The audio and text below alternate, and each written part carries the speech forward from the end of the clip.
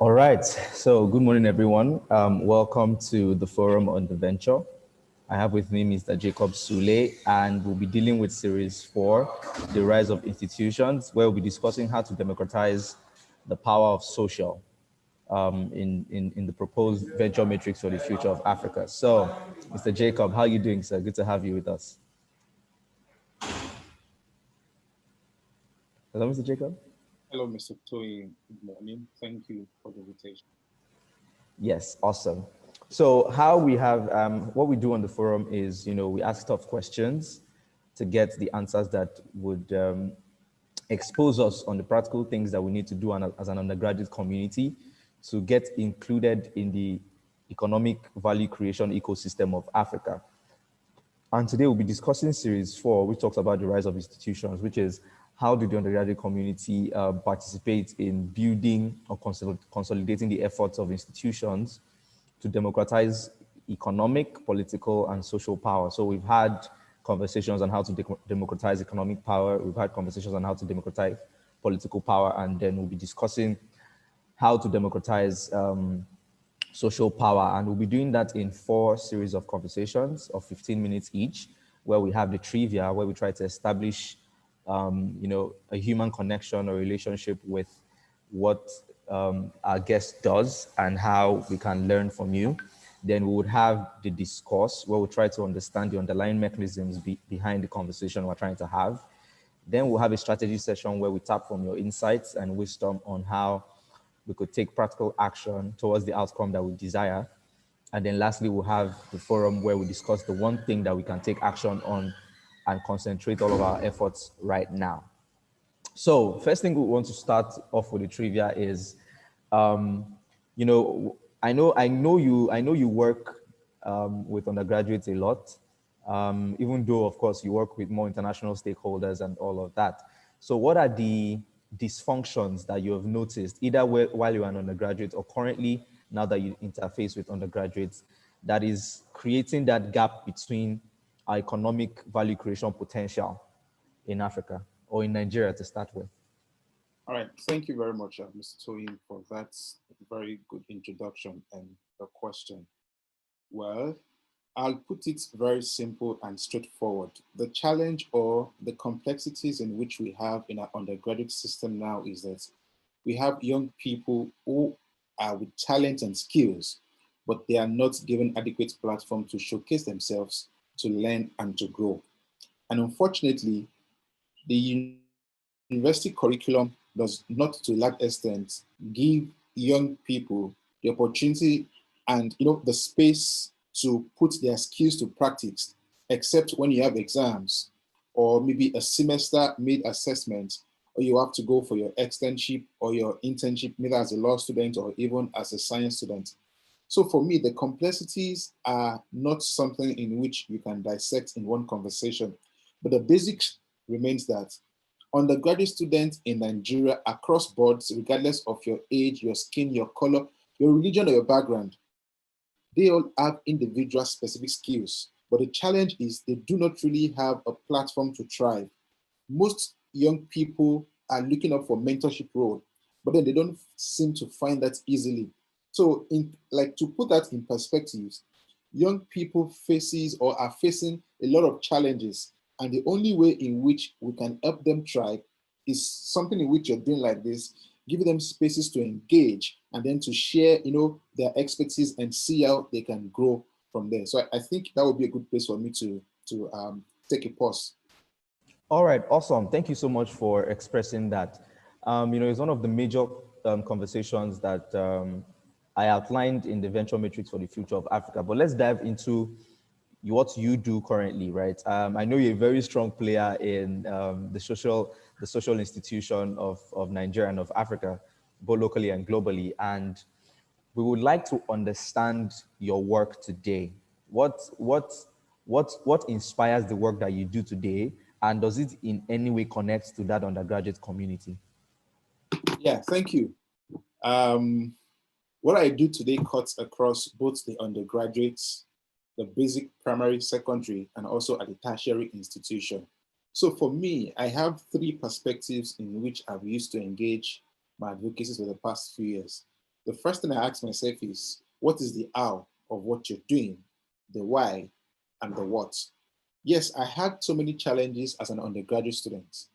Going to a university that was located in a remote community where you had no access to constant electricity, you have, whether or not there are no banks, you can have access to primary health care facility at your pace, and then you have to travel a long distance to even access, to get basic things in which you need.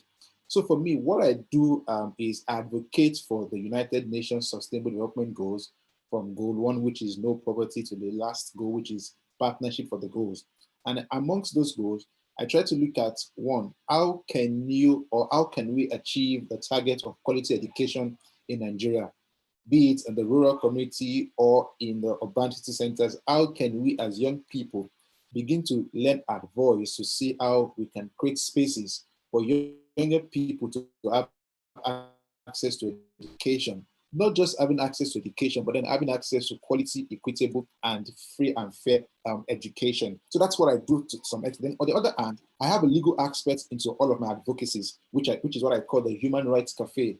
The Human Rights Cafe is a virtual collaborative conversation where we host conversations just like these on human rights issues to educate young people to know about their rights and then how to seek redress and then to protect and advocate for the dignity of all persons. You all agree with me that we have flagrant abuse of human rights issues, either by the men of the police, the SARS, or even, it cuts across everywhere.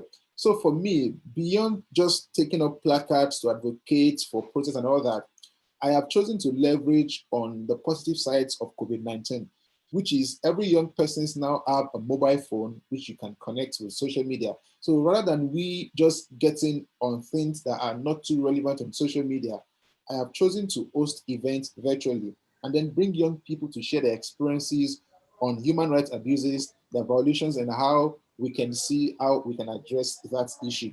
Then aside from the law, the human rights issues, I also engage in training teachers to be globally competent. And then this talks about goal 4.7 of the Sustainable Development Goals, which talks about global citizenship education. Now we have teachers who before COVID were very scared of even handling, an Android phone. Some of teachers could not even access email address and all that. So for me, my expertise is trying to see how we can train teachers to become globally competitive, and then they can teach with the recent 21st century device and also work with private organizations, government parastatals, and every young person doing things around the SDGs. Then lastly, what I do is I try to help young people discover their talent and strengths. Like I said in my introduction, you have too many young people who have very good ideas, very good, amazing thoughts. But the challenge is they do not really know how to start. They don't know when to start, and then why do they want to start? But unfortunately, there's an aspect of these young people of, obviously I'm also a young person, but then there's an aspect of young persons who just want to get on programs, get pictures, and then share on their WhatsApp stories or even on social media without really understanding the why of them getting involved in that conversation. So for me, beyond the social media, WhatsApp stories or Instagram posts, Twitter and all that, I'm trying to see how we can engage young people so that they can become actively engaged, and then they can be like, they can have a platform to put their skills to use and talent to achieve whatever they want to achieve. And in closing, the truth is we have very many young Nigerians who are much more talented than what they think. But because they do not have opportunity in which to showcase themselves, they feel that, oh, once I just get a 5.0 or 4.5 in university, then it's all. But for me, no, we are out there to challenge the narrative and to see how we can give spaces to young people to become globally competitive. Thank you. Wow, awesome. It's lovely to hear about your work, institutionalizing change, especially with education and then, as you said, the legal aspects, human rights.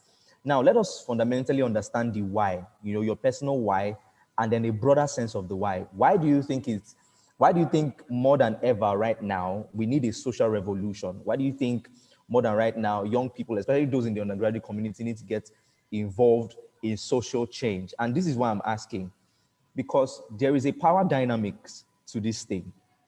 We cannot just have intent, right? So I want you to expose us to how your work has been able to explore that power dynamic to lead change for Okay, especially thank you. building social institutions. Okay, thank you very much. I'll do that by using what I call 3 circles. And each of those circles will have different petals. I don't know if our audience can just take a pen and draw 3 different circles of their own self. 3 different circles, like give them enough spaces, and then we'll engage ourselves, and then we'll have to share. Maybe some of us will have to turn on our camera, and then we'll engage ourselves on this particular aspect. So when you draw a 3 different circle, the first circle should have an arrow. The first circle should have an arrow, and you should write relationships there with a question mark. Having done that, the second arrow should be interests. The third arrow should be groups. The fourth should be values. The fifth should be hopes. Hopes or dreams. And the sixth should be your fears, F-E-A-R-S. Then in that circle, in the middle, you can write me, M-E, then you put a colon, then you put today. Now, having done that, okay. Do you by chance maybe have a board or your own paper where you could just illustrate instead, since this is a recorded video? So it'd be nice to see your own diagram. Okay, 1 second. I'm just, 1 second, please.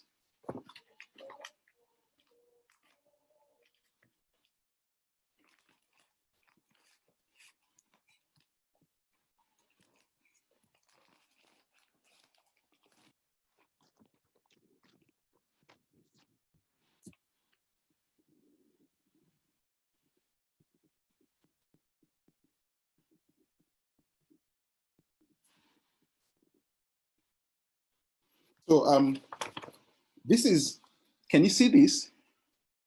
Yeah, this is the circle. So all of those arrows, you would get them here and all that. So all those 6 issues in which I mentioned will be like a rose, like a flower, like yeah, a flower. yeah, just like a flower. Okay. Yeah. Okay. So having done that, we're going to ask ourselves questions, which will answer your question of why am I doing all of what I'm doing.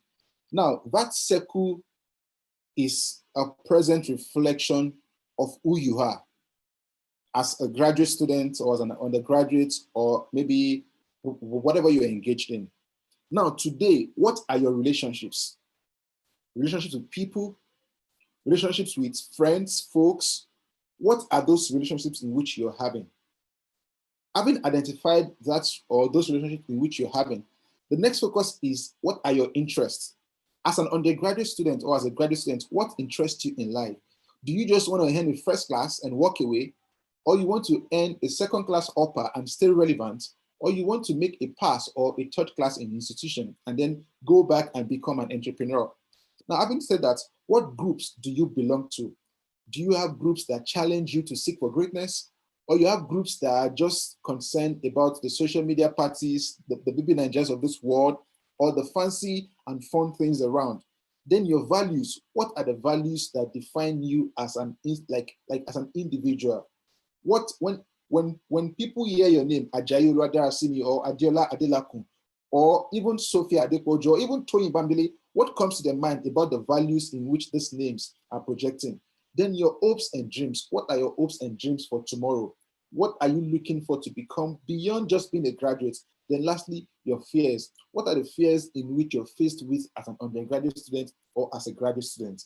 Now, if you're able to identify all of these issues in which I've just mentioned, it takes you to a new circle, which would be you in 10 years' time. Now, today you looked at a circle of you in today, and then the next circle will now be you in 10 years' time. Now, answering those questions, what relationships will you have built in 10 years' times?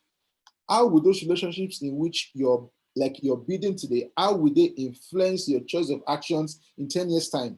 Then you go to your interest. The interest in which you have 10 years ago, or even today compared to 10 years to come, how are those interests still valuable and useful to your current, to your current state of human? Then your groups, the groups in which you belonged to some few years ago, are those groups still relevant and useful to you in achieving your career plans? Then you look at your values. The values in which you projected over the past few years, are they still relevant to your being existence as a young person or as a career graduate or whatever you want to do? And then your hopes and dreams. Are your hopes and dreams still valid? Are they sustainable? Are they achievable? Then lastly, your fears. I can bet you that if you look at everyone's drawings there, one thing you will find is the fear of uncertainty. Nobody knows tomorrow. Government policy, government just wakes up with a policy, and then when you find those policies on here, you see so many hashtags on Twitter, on social media. Then after 2-3 days of making noise, everything goes down. So for me, what has influenced me over the years are because one, I've been able to identify my relationship. My relationship is to see how we can build, like, I am not a fan of taking to the streets. I'm not saying it's not a good thing, but then we have the skills in our hands. We have the resources. The social media is there for us to change the narrative. So for me, I believe on leveraging on the strength of social media to see how we can advocate and change for anything.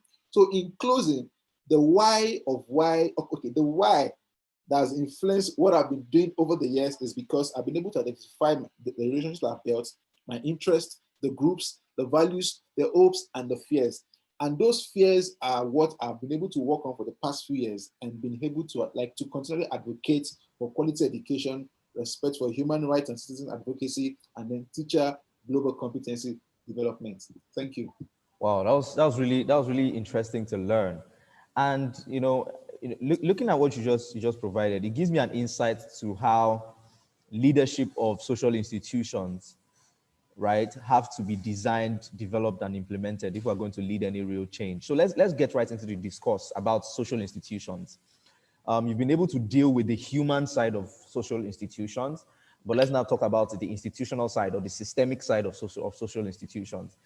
What do you think is the role, if we're to hold social institutions accountable for one thing, right, in this current narrative that maybe they failed or they've not done efficiently?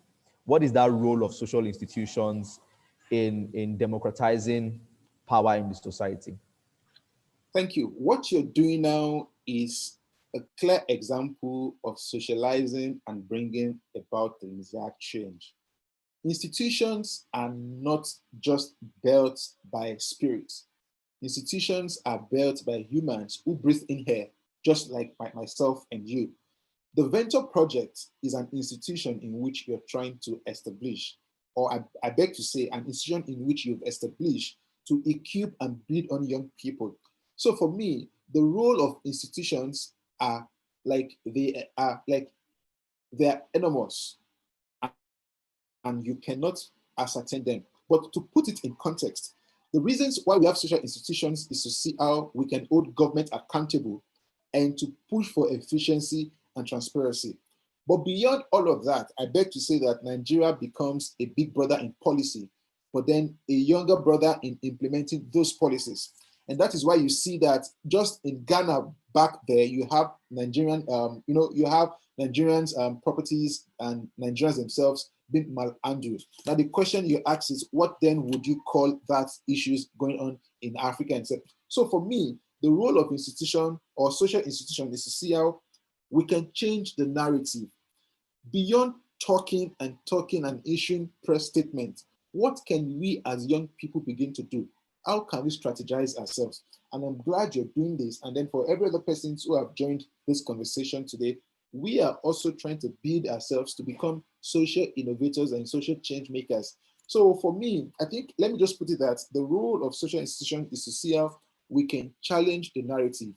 How can we bring things to the table? Beyond complaining, beyond criticizing on social media, beyond picking up placards to make advocacies, we should see how we can leverage on the strength of our young persons. This is a network of young persons. I won't be surprised in 5 years if we have social impact changers who are coming up from Venture Academy. So for me, I think it's just a way of rebuilding an institution without getting into trouble, and then doing things moderately and to ensure that there's transparency and efficiency, trying to change the narratives which has always been. I hope I've been able to answer that question Yes, perfectly. yes, it was brilliantly addressed. So what I've learned is that the role of social institutions is basically to shape the narrative about the social health of every Absolutely. community. So that is Yes, one thing sure. that we can hold them to. Now, there's one thing I normally say. I said everything about power is everything except power is about power. But power is about access to choices, right? Until institutions are able to democratize power, we are not going to be able to move anywhere. We learned about how economic power is created and democratized. We've learned about how political power is created and democratized. And I know that for the social space, the social is an interplay of policy of politics and economics. And the social is an interplay of politics and economics. And the social is an interplay of politics and economics. So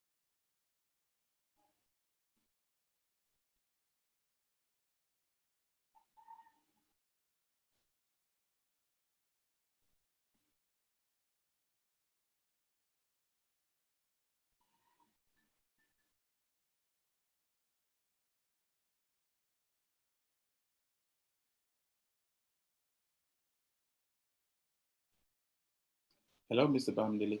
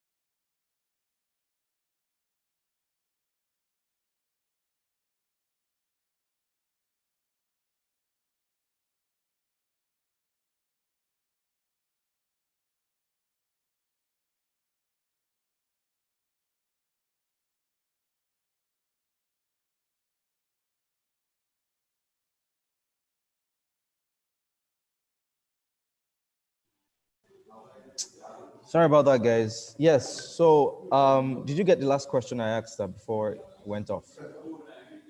No, I didn't. Okay. So I was saying that now that we understand how institutions, what we can hold them accountable for, right?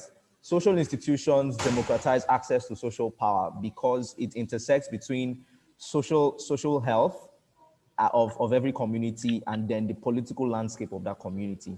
So we need to, as undergraduates, understand the power dynamics of that space, right? And how social institutions democratize that if we're going to be able to participate actively in building social institutions. Do you understand the question, sir?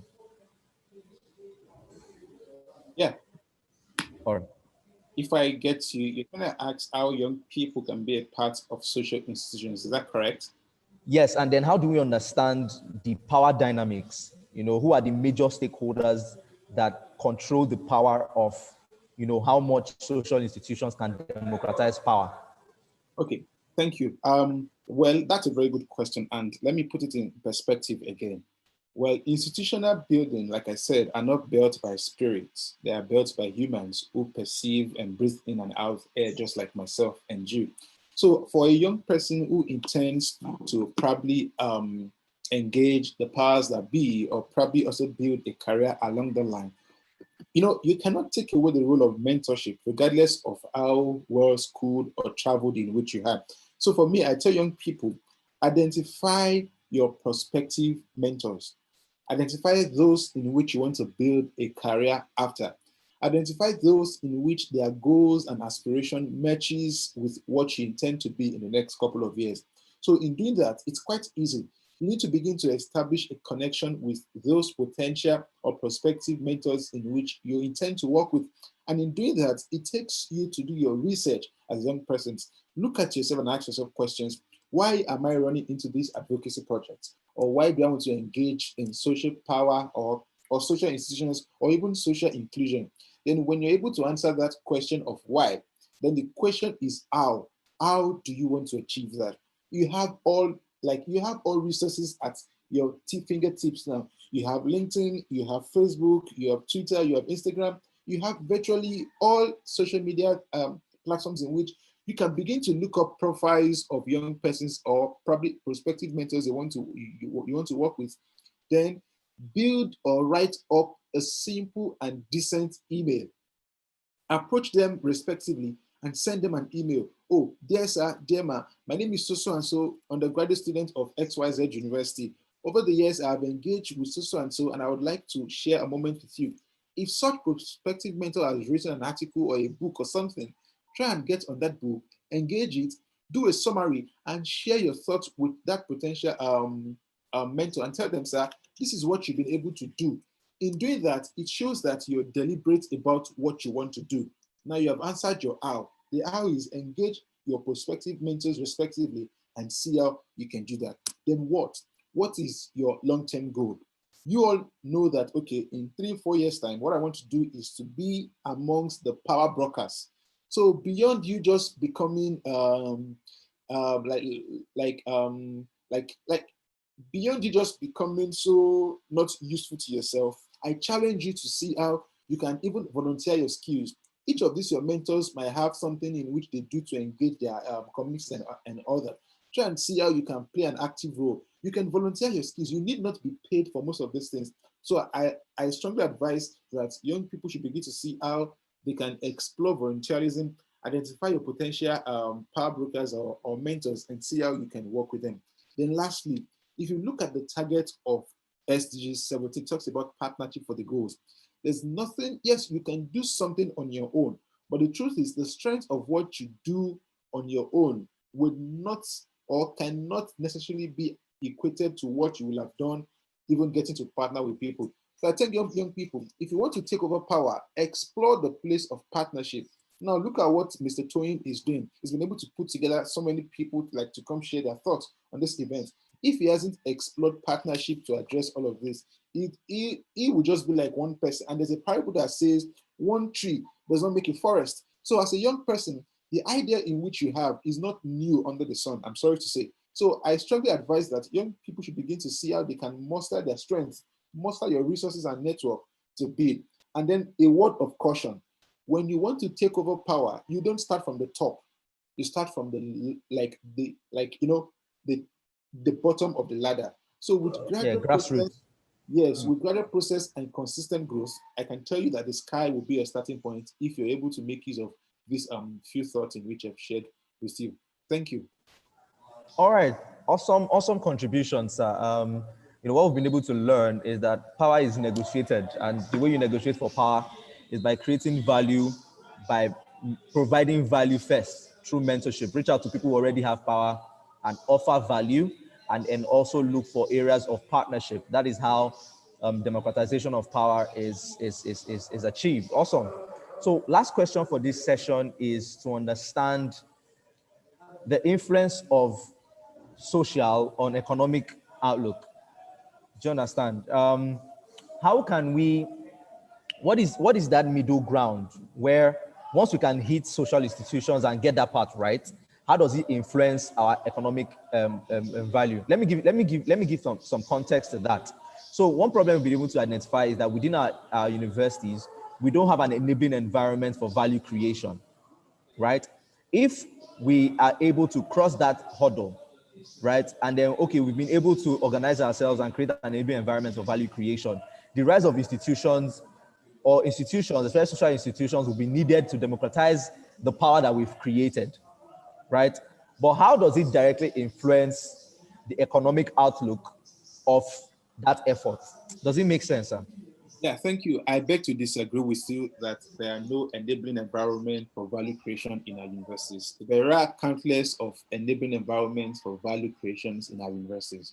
And that is why you have the likes of the student union government, you have departmental associations, you have so many associations around that are being driven and led by young persons. It will interest you to know that there are some universities in this Nigeria whereby those who have served as student union leaders or departmental escorts are now occupying top government positions because of the track records in which they've built as an undergraduate student and as a leader of a struggle and advocacies. I do not want to call names of those, even in this present government, in our individual states. You know, one person from a institution who has served as a student leader before, who is now like engaging actively in politics and policy to shape the economic outcomes of her. So my like my my advocacy to young people is this: beyond, I keep saying, beyond getting a certificate, mark the word, beyond getting a certificate, know how to use that certificate and become certified. That is, you know what you have studied in school. Beyond certificates, no certificates. That is, utilizing the skills in which you learned in the process of getting that certificate so that you will become self-reliant and sustainable on your own. So having said that, one other thing we should look at is, yes, so many young people are becoming too over ambitious. It is not a crime to become over ambitious, but the crime is when you become over ambitious and you're not being able to muster all the strength together and use them judiciously.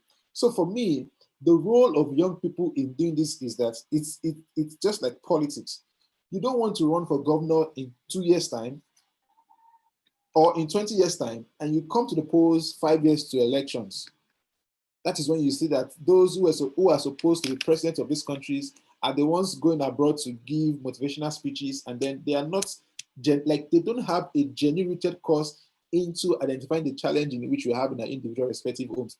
So for me, what we can leverage on is that we should see how we can build institutions that will stand the test of time. Leverage on your departmental strength, your association, your student union government, and whatever skills in which you can build an institution. In doing that, when you have skills, now let's mark this point. Your certificate is not what gives you the job, but the skills and value in which you're bringing on the table. Even if you make a first class and you're unable to offer the values in which that institution needs, you will not get the job. So I tell most people, beyond just going to school to make a first class, are you competent enough? Do you have the required skills that will keep you on the job? Yes, your father's connections might get you through the door and get you the interview, but your father's connection would not get you on the job in an ideal situation. So for us as young people, what we can do is that let us begin to put ourselves together. Let us begin to have conversations like this. Let us begin to strategize, and then let us begin to look at the government policies. And when you do that and you're able to come up with like a document and a position, I tell you, you can change something. Look at other African countries and or some other countries around the world. Young people are leading. I think I read somewhere in the country of recent where a 21-year-old girl was appointed as a minister. Now, if you look at her track record, this is someone who has been involved in university politics. She has done things which are incredibly well. So, but unfortunately, what you have in this part of the world is people want to leave school with a first degree and want to get into government as maybe a special advisor or something. I am not against being a special advisor, but the truth is, what can you do beyond politics? I don't want to overflow this issue of the role of young people in trying to create like what will like how can we influence economic situation? But the truth is, you cannot influence anything if you don't have the required skills, experience, and expertise. So I tell young people, now that you're in school, try and leverage on the networks in which you have. Volunteers for, like, I can't overemphasize the role of volunteerism. Like, volunteer, create value, let your skills and talents speak for you beyond your name. And in conclusion, when people mention your name, let them know that, oh, Tony is bringing this expertise in this field. Api or Omoshi is bringing this to this field. Mayowa is bringing these skills to this. Babatunde is bringing these skills. And then if we bring in all these skills together, we can challenge the narratives and then make a change. Unlike we just going to make noise on social media, and when you trend an hashtag for 2 days, everything goes down. So my closing comment is this: as young people, let us learn to strategize, build ourselves, bring talent to the table, and then beyond certificates, no certificates. Thank you. Mhm. Awesome, awesome. I like the certificate thing because it's very locally contextualized. Awesome. So let's you've mentioned strategy a lot. So let's drive into strategy right now. So what are the social issues that you think is most defining the economic narrative of Nigeria right now that the undergraduate people need to focus on solving? What are the social issues around that we can focus our efforts on solving? Thank you. There's so many social issues around in which I strongly advocate for young people to solve. Now, there are issues which everybody knows: police abusing human rights. Mm. You have issues of corruption so far. And Mm. then there's one thing we need to know. It will surprise you that the numbers of people waiting to become politicians are enormous than those who are there. And those Wow. that are waiting now, when they become politicians, the numbers or the amount of money they will steal will surpass the current value of money in which our current politicians are stealing. Oh So wow. there's this mentality that once we get there, everybody owes a knife behind him or herself. So when we get there, some people want to cut the cake from the top, some want to cut from the middle, some wants to cut from anywhere. Wherever the knife cuts gets over to me. But beyond we doing that, one issue I want young people to be actively engaged on is the issue of education. An educated nation is a nation that thrives and will create like sustainability for generation coming. I have served as a copper in Nigeria, and it is sad to say that even during my service here, there were graduates who could barely write their names or speak fluently or even address issues.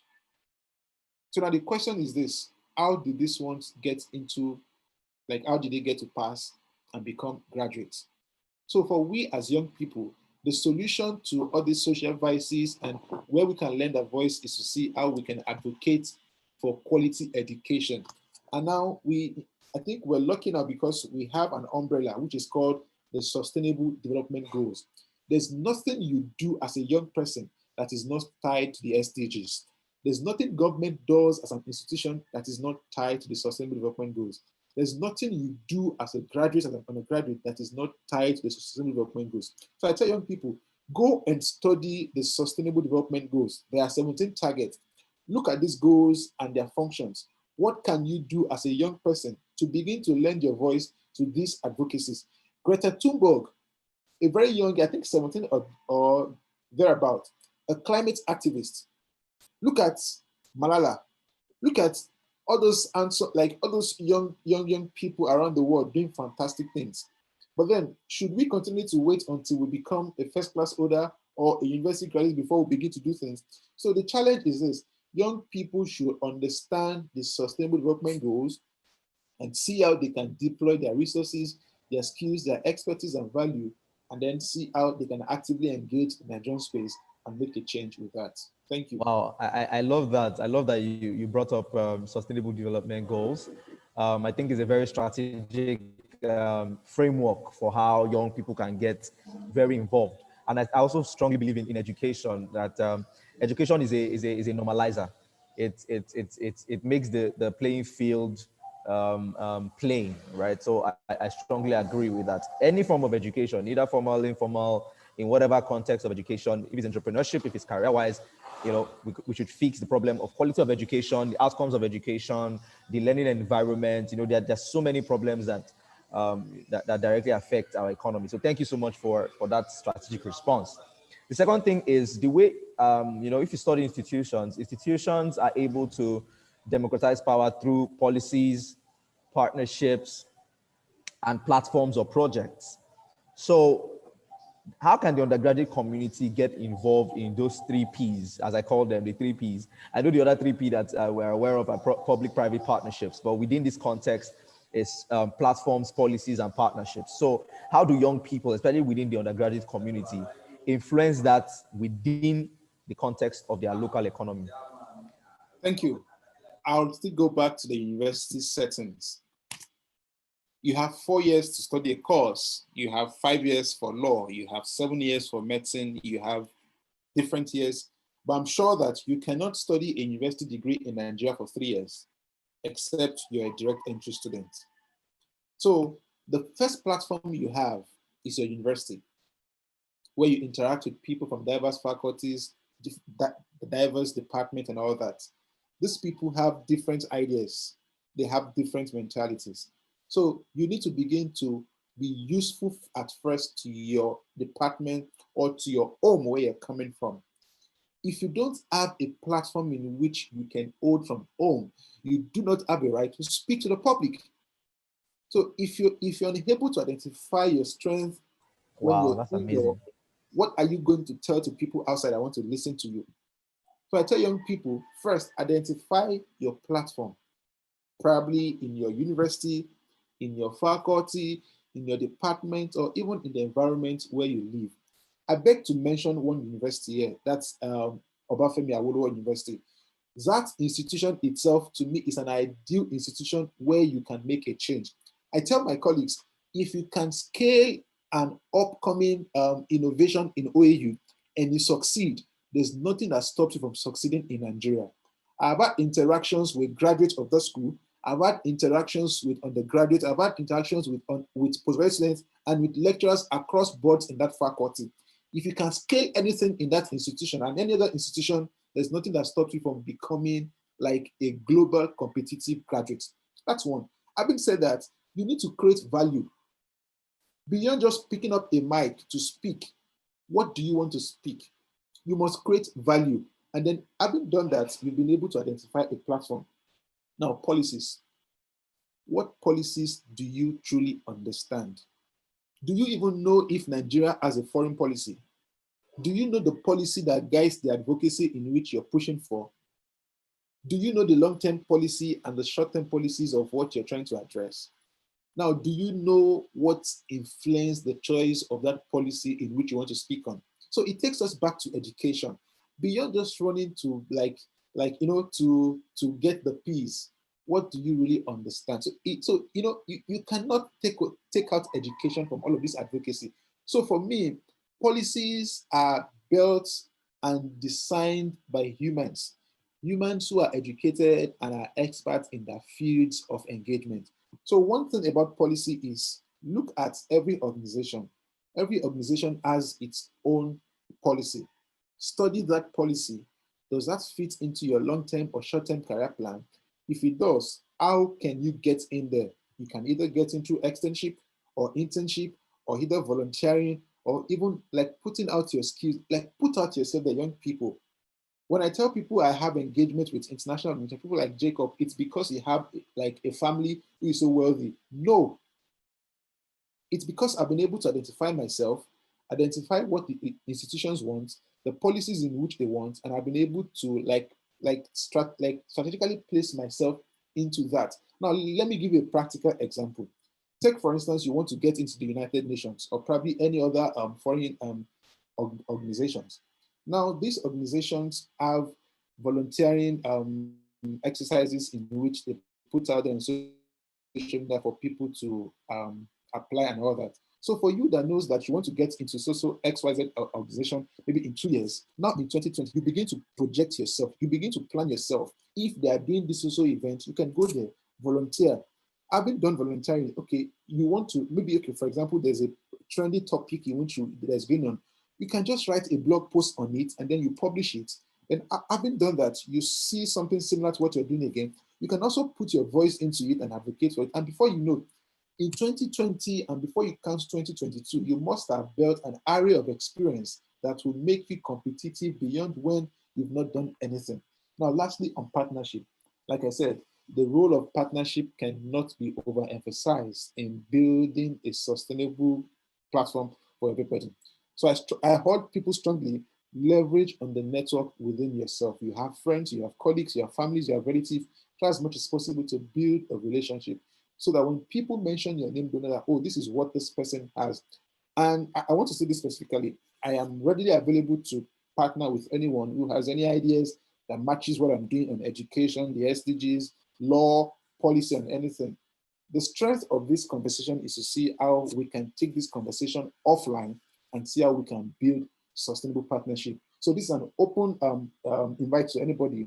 If you're interested in doing any of the things in which I've mentioned, I can partner with you.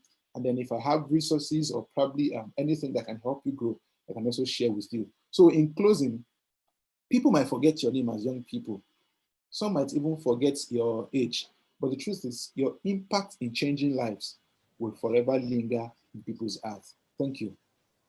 Wow, that was such a great learning experience. We'll take one more question to close this segment. Then we'll have the last segment, which is the forum. So one thing you'll notice is when in creating partnerships, there is that major milestone of multi-stakeholder partnerships. As much as we denounce, although conversations right now are helping us understand the role of the public in shaping government institutions, right? So it's no longer about government. We have to play a part. That's fine, but we cannot denounce that the governmental institution is still one of the big players in defining the outcomes of any nation or any national economy. So if we take all the things you've said and we're able to create an enabling environment, we're able to get involved, how do we now position the undergraduate community for multi-stakeholder partnerships and engaging those who are not within our current sphere of influence? What are the milestones we need to reach? Is it until we have 50,000 people? Is it until we are 100 million? Or is it until we have money in our bank account that we can engage these stakeholders? So we would like to address that multi-stakeholder relationship conversation. Thank you. That's a very, very important and strategic question. And I would respond to that as brief as best as possible. I'm sorry, please. One more addition is to make it a little more interesting. I know we have the privilege of having you around, and you have both local and international engagements in this same question I just asked. So you can also take it within the local context and then the international context, which is how do we build international partnerships and relationships, and how do we build local partnerships and relationships that directly affect our economic outlook? How can we position ourselves as undergraduates for that? Thank you. The banks, the schools, the institutions, the organizations, the policies, and everything in which you talk of, government's the biggest player. Even the courts in which we go to as lawyers, the government owns the courts. The institutions, the universities in which we go to, the government owns most of them. So if government closes up, we might not be able to do as much as we can do. So now, to be very realistic, how can you build partnership locally? Very easy. I'll give you a practical example of Nigeria. I've seen young people, particularly undergraduates, who have consistently leveraged on this opportunity and then they have broken milestones. I know of somebody in an undergraduate institution who came up with an idea, an innovative idea on education. That institution is located amongst an area where you have so many banks. Now, we want to explore how to build local partnership. Now, this team of young persons brought themselves together, came up with a fantastic document on what they want to do, and then they approached the bank. Bank XYZ, 80% of our undergraduate students in this school pays tuition through your bank. We pay virtually everything through your bank.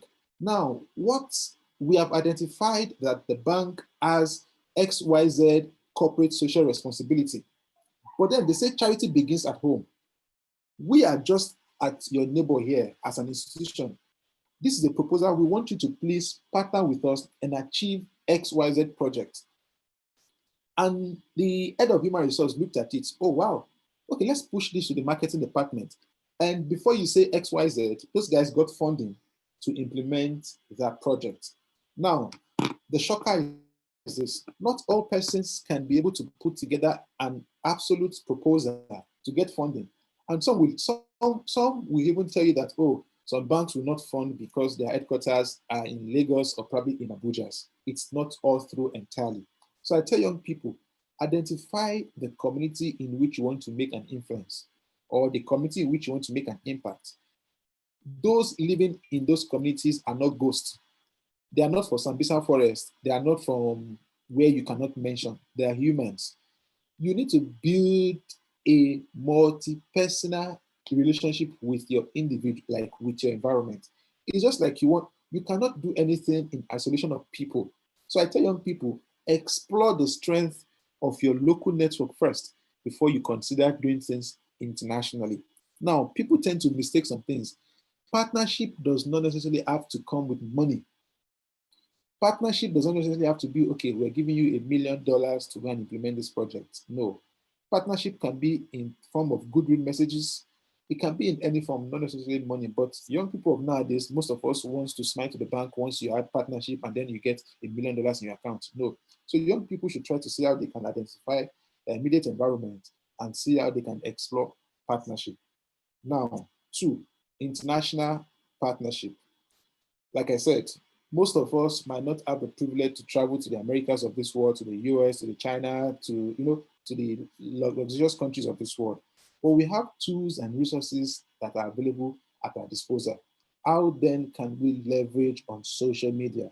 You have LinkedIn, you can mention all of them.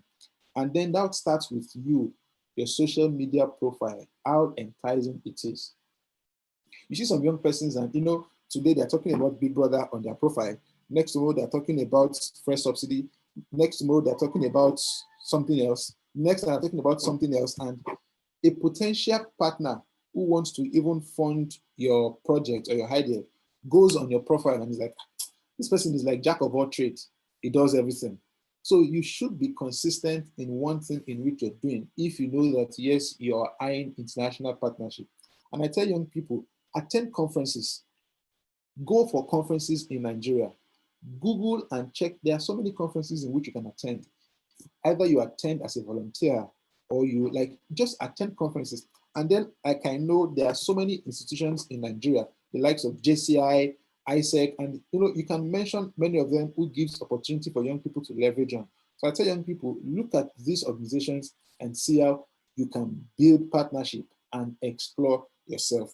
Now, I know most people want to hear this. How do you get funding? How do you get grants? How do you do this?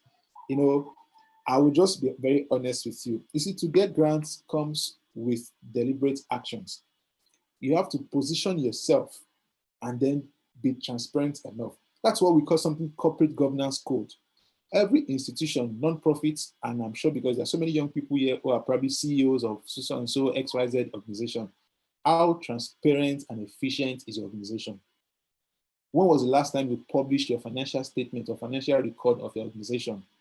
When was the last time you submitted your annual returns to the Corporate Affairs Commission? So these are things in which international donors will look at. Oh, we want to put $5 now into Bamidele Toyin's hand? How can we track the things in which he has done before? So I tell young people, for you to explore donors or getting fund and all that, be transparent enough. Build a visible profile on social media. Let people be able to see that, okay, we don't have to put a call also to call Toyin. Or Toyin, please, can you provide us with details with this? No, let all these details be on your social media handles or your platform or your website so that people can access it. Now, there are some grants. I think I will drop that in the chat box. I'll send some links to the chat box where you can look for funding to fund your innovations and your ideas. But in closing, as regards, yes, in closing, you need to have you need to have a detailed knowledge of any organization in which you're working with if you want to get into there to create partnership.